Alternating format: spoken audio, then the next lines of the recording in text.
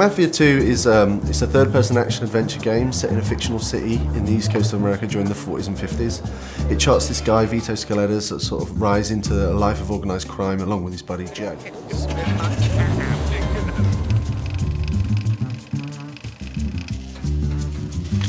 What is it that you want? I want to know why you had our friend killed. Well, like every classic mob story, Mafia 2 is a story about friendship, betrayal. The guys who you think are the bad guys might not really be the bad guys. Your best friend might be the bad guy. The thing that's really important to us is this sort of cinematic storytelling that the guys here at 2K Czech can sort of achieve. Something we're really proud of, something we've invested so much time and effort into making sure it's perfect. A na tom vlastně stavíme. We want to present the whole game in a Hollywood film-like style, and visually it looks amazing, but it's the story that's the most important thing for us. It starts off with, it's just about Vito, and then the first guy you meet is Joe. He's Vito's best friend, and then you'll meet Vito's mother and sister right away. Vito, my boy. My boy's home. Vito's a nice guy, he has strong morals, he doesn't kill people because he wants to, he kills because he has to. He just wants to get a bit of money, a bit of respect and a bit of power.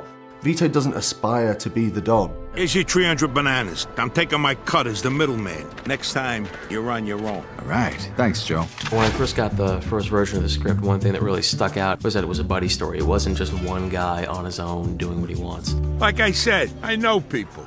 You get all the official paperwork tomorrow. Joe's sort of a shoot first, sort of ask questions later sort of guy, you know. Joe is the guy who comes up with the schemes and or tries to come up with the schemes, and Vito kind of makes sure that they both don't get arrested or killed. Joe just makes some pretty dumb decisions through the story, you know, and Vito is just left to sort of like deal with that and sort of get Joe, his best buddy, out of these scrapes. Don't worry, I thought of everything. I got these phone company uniforms so we can pretend to be fixers something. Sounds a little too simple.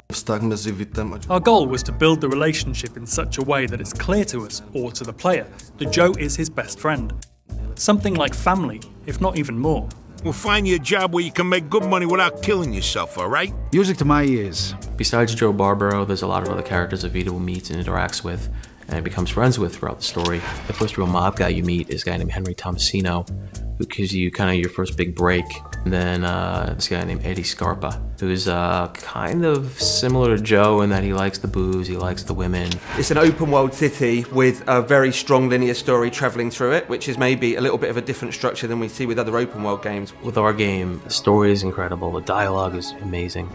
If you knew what was really going on, you'd realize that you was better off in jail.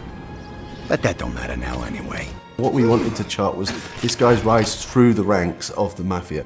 The Mafia is pulling the strings. If you're ordered to do something, you have to do it, even if you don't agree. Otherwise, you won't survive, or you might lose a friend, or even your family.